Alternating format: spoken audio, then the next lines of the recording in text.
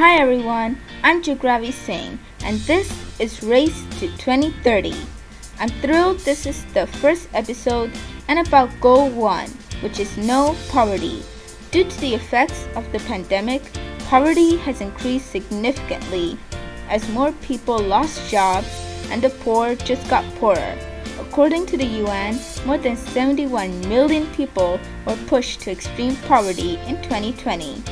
To discuss this further, I will be speaking to one of my English teachers who taught me in 9th and 10th grade, Mr. Chris Knutson. Throughout the 2 years that I have been with him in his class, I enjoyed discussing global politics or world history with him during class breaks.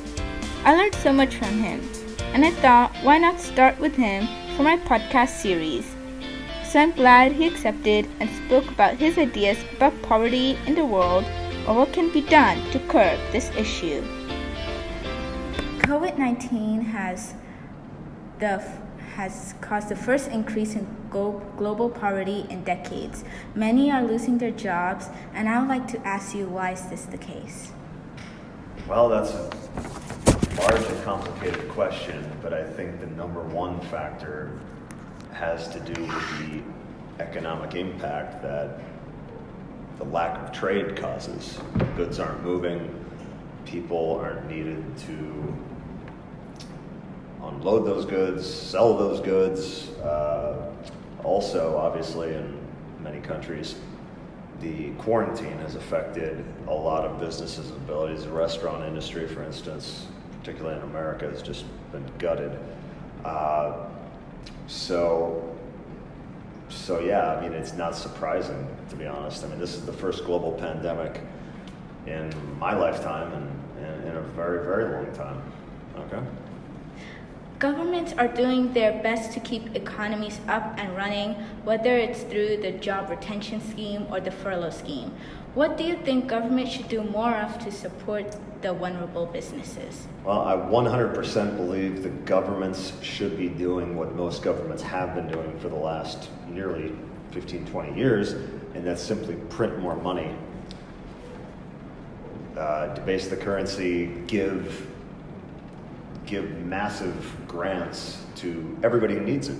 Otherwise, you see what we have in America, which is people with nothing to do, angry about their financial situation, taking to the streets. Now, obviously, there's other factors involved, but I can just about guarantee you that this lack of financial security is giving rise to a lot of extremism. So I think the government should unequivocally just write checks. I mean, they wrote checks to the biggest banks and bailed them out. Why can't they bail out people who have no other option?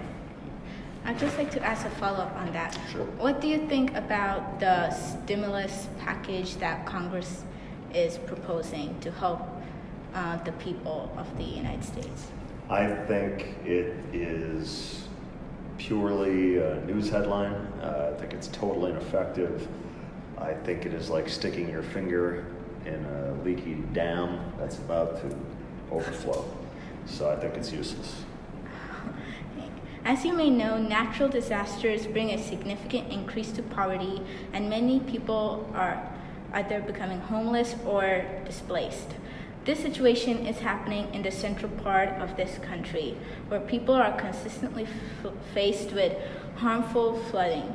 My question to you is, during a time of natural disasters, how should people, or specifically survivors, start rebuilding their communities? Okay, so I believe that this has to be led from the top down.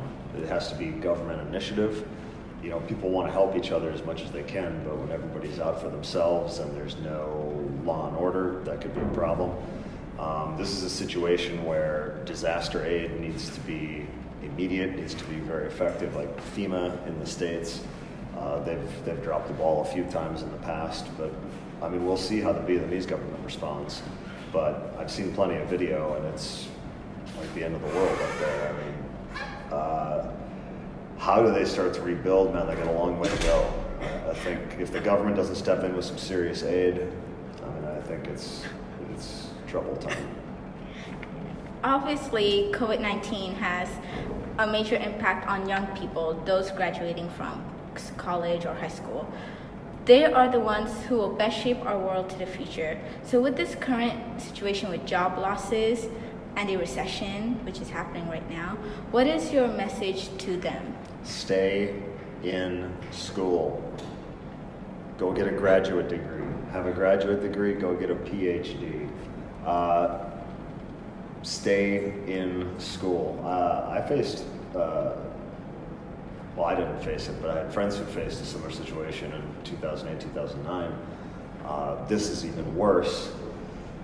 In all seriousness, let's say you're graduating with your master's and it's just time to get a job. You can't take any more loans.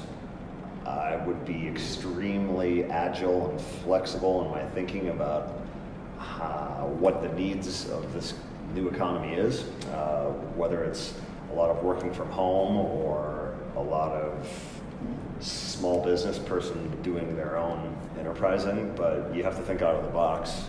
It sounds such a cliche, but the stuff you've learned isn't working right now. So you're going to have to be very creative.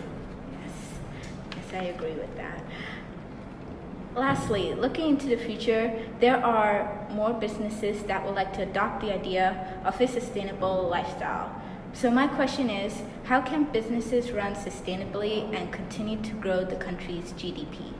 Well, they can absolutely grow sustainably. It's just a question of motivation. Are they motivated to do so? A lot of times, not all the time, of course, there can be infrastructure expenses, but many choices corporations make, at least in the States, imagine it's the same the world around, is these are just simple profit and loss decisions with no thought about the impact on the environment or the impact on future generations. In America, it's starting to really take over. Things advertised as green, things advertised as free of any chemicals, or whether it's free-range livestock.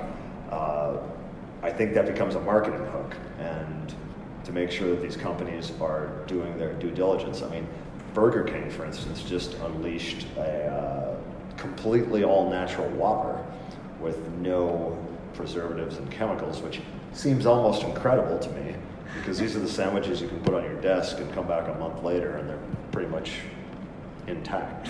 Where if it was a real piece of food, it would be completely rotten.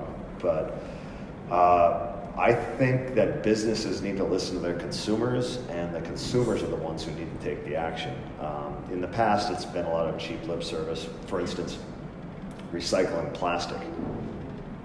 99% waste of time, waste of life. Plastic is not easily recyclable. That's propaganda put out by plastic manufacturers. So I think people have to be informed. I think it's starting to happen. Certainly your generation, way more informed. When I was in school, nobody even talked about it. I mean, Earth Day, whatever, save trees. That was it. I think it's coming, but like everything that's on a huge scale, it's slow, and maybe you're going to be too late. We'll see. So that's all the questions I have for you. Cool. And I'd like to thank you for joining me on my podcast on the SDGs. That was a great set of questions. Good job. Well done. Happy to be here. Well, that's it for our first episode. I'll be back on episode 2, which is Zero Hunger.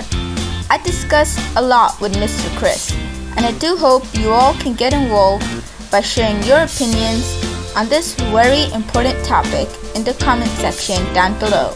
I look forward to hearing your views. Always remember to speak up and share your thoughts with others. Together we can achieve so much, so it's important that you do these. Thank you all, and see you all soon.